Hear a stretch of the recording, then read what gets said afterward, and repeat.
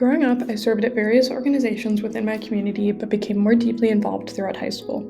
Here, I learned more about what a long-term commitment to an organization and community could look like and learned about different areas of community engagement. I realized I liked working with incarcerated populations, children, and individuals with disabilities. However, I would not develop an understanding of the importance of working on sustainable projects that help give communities their own autonomy until I began CSP in college. As I began my undergraduate degree and reflected on the goals for this period of my life, I knew I wanted the values my younger sister had taught me to inform my path. Throughout our childhoods, my younger sister struggled with various medical and mental health challenges. She was ultimately diagnosed with a rare mental health condition. Similar to her case, the majority of individuals with her condition struggle for 14 to 17 years before receiving a diagnosis. This experience illuminated the failures of our healthcare system to me and exposed me to the interactions between our child protection system and broader child maltreatment, healthcare, and the overall ways our society often fails to provide children with the resources needed for healthy development. The treatment facility she stayed in for a few months is just one example of the barriers children face in accessing care. Without insurance, it would have cost $1,000 a day to provide her with this necessary health care. She credits this program with saving her life and has often shared that without it, she would have died. During this time, we had weekly meetings with the insurance company where we, along with her doctors, were tasked with convincing the agents that she was sick enough to be there. Many children were cut off from their health insurance before their treatment ended and were sent home too early, facing relapse and putting the burden of caring for this complex condition onto already struggling families. This example does not even acknowledge the struggles of children without health insurance in the first place, who are more likely to have severe mental health conditions of this kind. Entering college, I was unsure exactly what my career path would be, but I knew I cared deeply for children working through adverse childhood experiences. I initially considered working with children directly in a more clinical setting like the one my sister had been part of. However, I worried I would be neglecting to reach a whole demographic of children and families who did not have the resources to access care at all. Further, I began to think about ways we might be able to promote adaptive pathways for children in the first place to hopefully decrease the need for intervention later on. I joined CSP in my sophomore year, and by this point, I had become interested in addressing the systemic factors that contribute to the frequency of maladaptive child development and reaching all populations of children. I began wondering more deeply about the intersection of the law, public policy, and child well-being, and how to create more sustainable ways to address this cause. I wanted to get involved in organizations that would directly help teach me more specifically how this could be possible.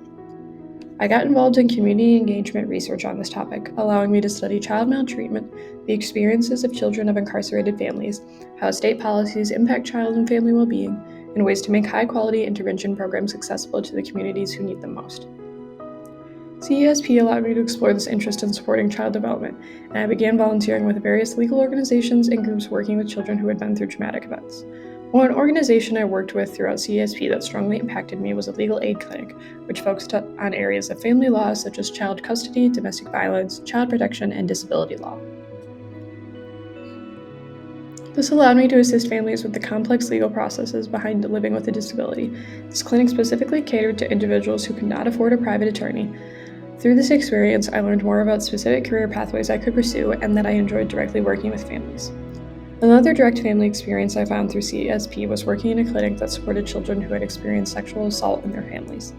I was able to learn about the direct therapy and emotional support techniques used, the lack of support in our mainstream healthcare systems for the emotional impacts this causes on both the children and their families, and how the legal proceedings work.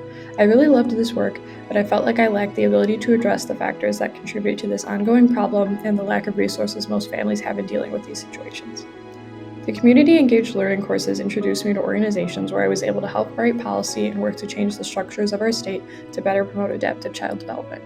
This was an enlightening opportunity to me and helped support my previous experience directly working with families by understanding how change can also be made on a broader, more distant scale. I was able to work on legislation addressing disability rights for those incarcerated, healthcare access for incarcerated individuals and families, general nonprofit policy, and policies to economically uplift communities. I became very interested in how academic research could be used to support the best policies and came to realize how important it was that the individuals making and informing our policies had direct experience in this area. Following this, with the help of an organization I found through CESP, I started a higher education club to connect faculty, students, and community members.